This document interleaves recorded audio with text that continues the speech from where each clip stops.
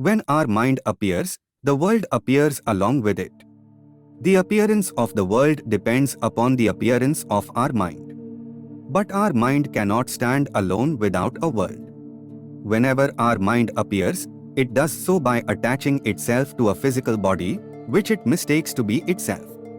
The body which we mistake to be ourself is a part of the world, but due to our identification of that one particular body as I, we create an artificial distinction between what we imagine to be ourself and what we imagine to be other than ourself. This false distinction is created by our mind, but without it our mind cannot stand. Though the world is its own imaginary creation, our mind cannot imagine a world without simultaneously imagining itself to be a particular body in that world.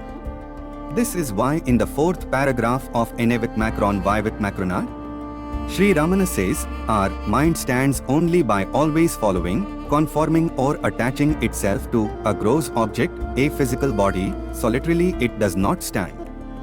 This is our experience in both waking and dream. We never experience our mind without feeling ourselves to be a particular body in a seemingly objective world. Therefore, Sri Ramana often described our mind as the consciousness I am this body, for which he sometimes used the traditional Sanskrit term Dhatma Buddhi, which literally means body self-sense, that is, the sense, feeling, thought or imagination that our body is ourself. He also says that our mind is what is called the skma arra or subtle body, because it is the seed or subtle form of all the imaginary physical bodies that it creates by its power of imagination and mistakes to be itself.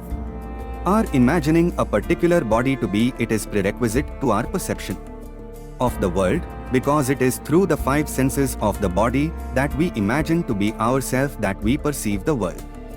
As Sri Ramana says, this world is projected by our mind, and in the process of this projection, the five senses of our body function like the lens in a cinema projector.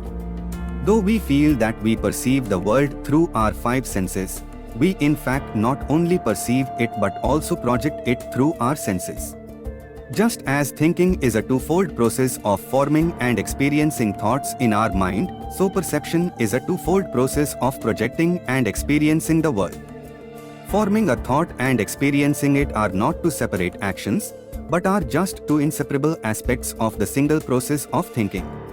Similarly, projecting external objects and experiencing them are not two separate actions, but are just two inseparable aspects of the single process of perception. Thinking and perception are both processes of imagination.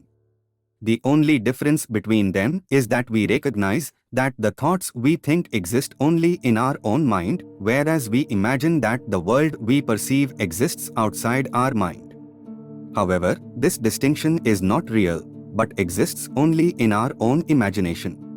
In a dream, we imagine that the world we perceive at that time exists outside our mind, but when we wake up, we recognize that it actually existed only within our mind.